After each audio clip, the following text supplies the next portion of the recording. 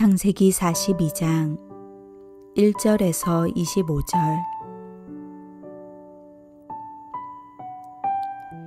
그때에 야곱이 애굽에 곡식이 있음을 보고 아들들에게 이르되 너희는 어찌하여 서로 바라보고만 있느냐.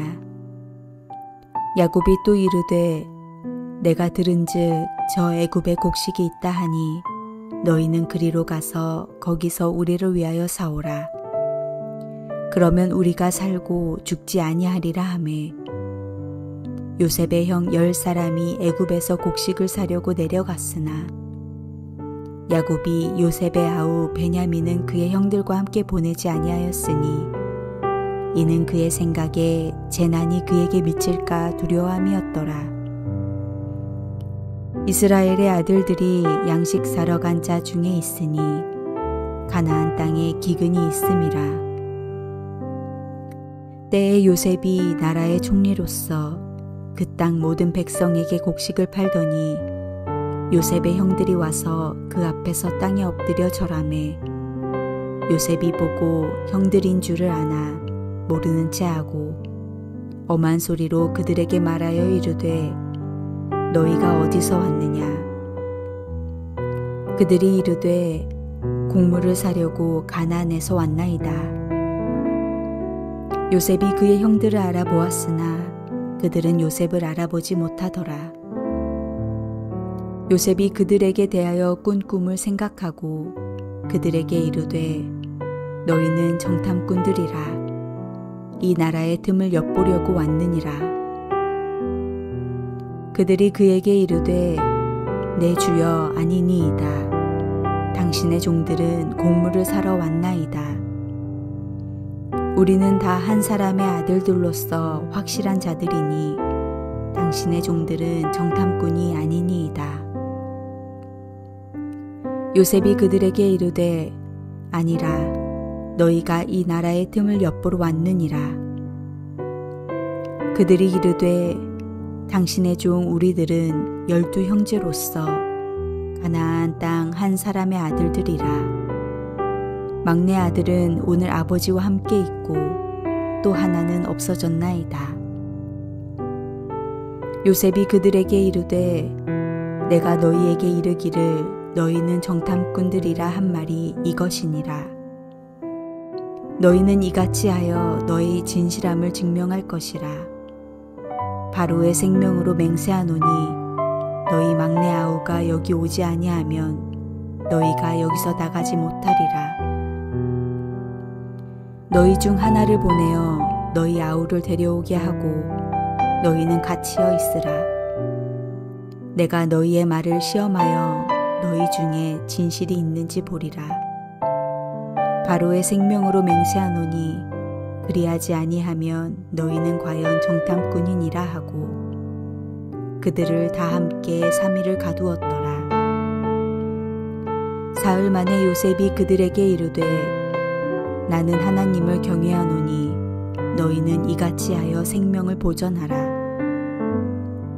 너희가 확실한 자들이면 너희 형제 중 한 사람만 그 옥에 갇히게 하고 너희는 곡식을 가지고 가서 너희 집안의 굶주림을 구하고 너희 막내 아우를 내게로 데리고 오라.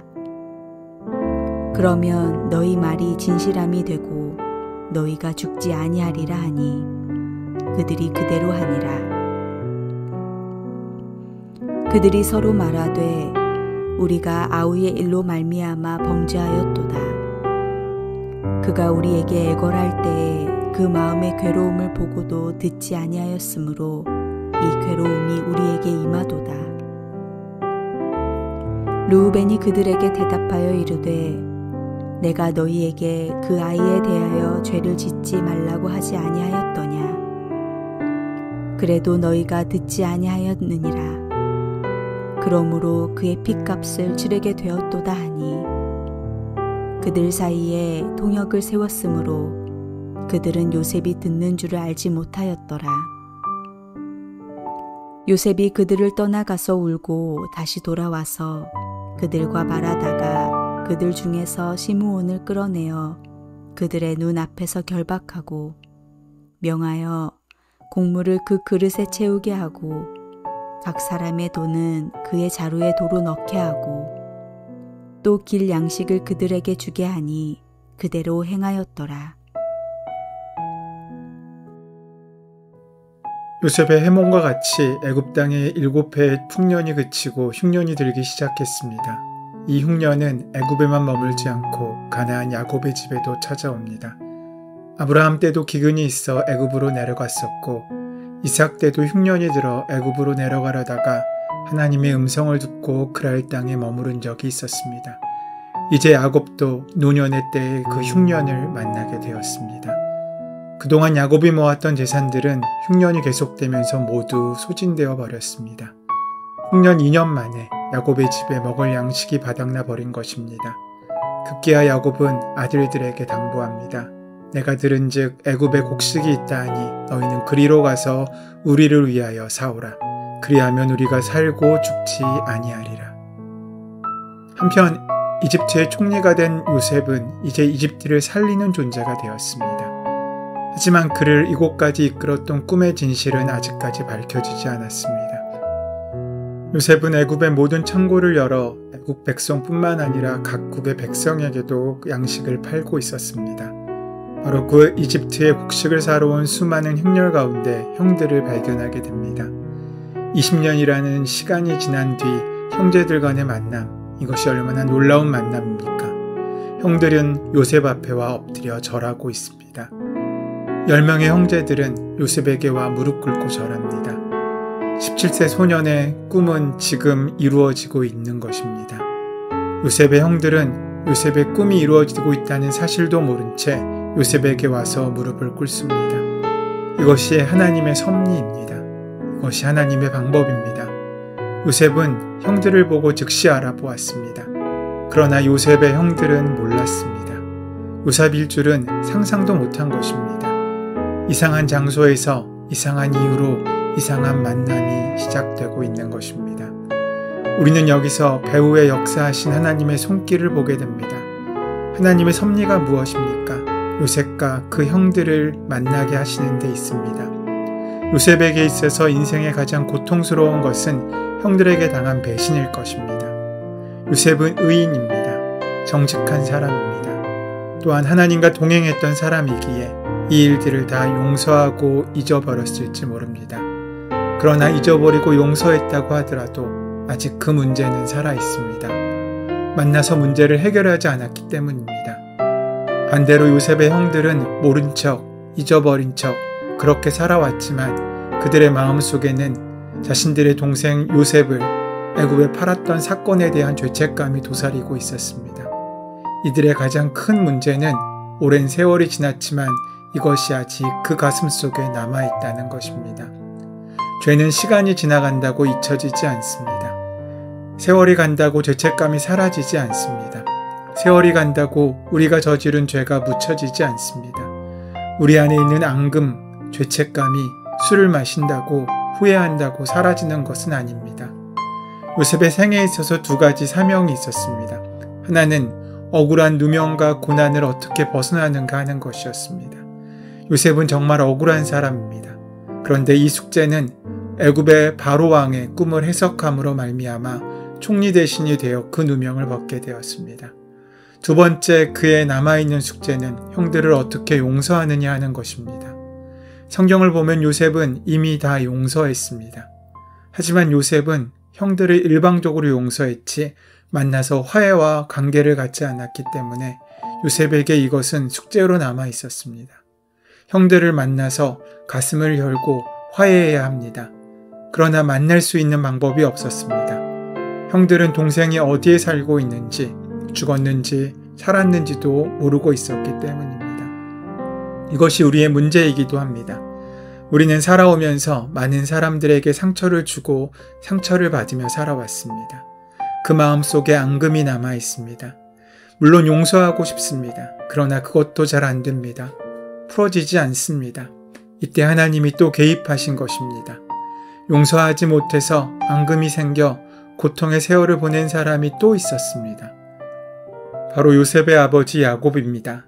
그는 그 형 에서에게 죄를 지었고 그 죄의 결과로 마음속에 깊은 죄책감을 가지고 용서를 빌고 싶어하는 마음으로 살아왔습니다.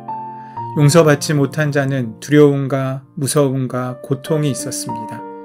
야곱은 형 에서를 만나지 않으면 해답이 없었기 때문에 부인과 아이와 가족들을 데리고 형 에서를 만나러 온 것입니다. 이 문제가 풀리지 않는다면 하나님의 약속도 축복도 아무것도 가질 수 없었기 때문입니다. 그런데 지금 그 상처가 그 자녀들에게 전가되고 있는 것입니다. 형들은 요셉을 찾아갈 생각도 하지 않았습니다. 하지만 기근이 왔습니다. 그들은 양식을 구하러 할 수 없이 애굽으로 왔다가 생각지도 않게 요셉 앞에 서게 된 것입니다. 그런데 보십시오. 요셉은 형들을 알아보았지만 모르는 척하고 있습니다. 오히려 우리를 정탐하러 온 것이 아니냐며 엄한 소리로 다그쳐 묻습니다. 이렇게 요셉이 20년 만에 만난 형제들을 숨막히게 몰아붙이는 이유가 무엇이겠습니까? 그것은 요셉의 동생인 베냐민이 그들 속에 없었기 때문입니다. 요셉의 형들을 발견하는 순간 그 숫자는 10명이었습니다. 거기에 베냐민은 없었습니다.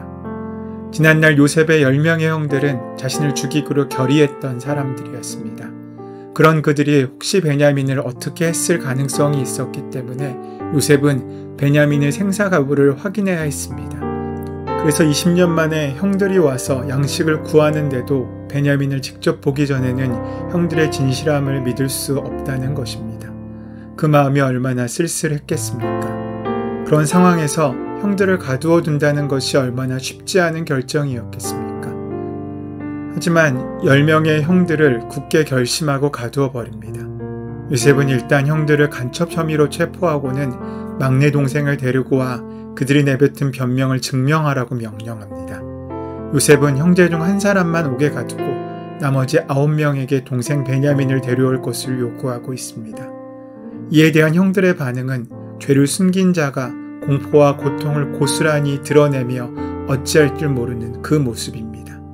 하지만 시므온이 볼모로 잡힌 상황은 그들의 과거의 진실을 직면하고 서로에게 진실해 줄 수 있는 기회가 되기도 했습니다. 이런 상황에서 요셉의 형들은 자신들의 지난 잘못을 후회합니다. 남을 괴롭게 한 사람은 수십 년이 지나도 괴로울 수 있는 것 같습니다.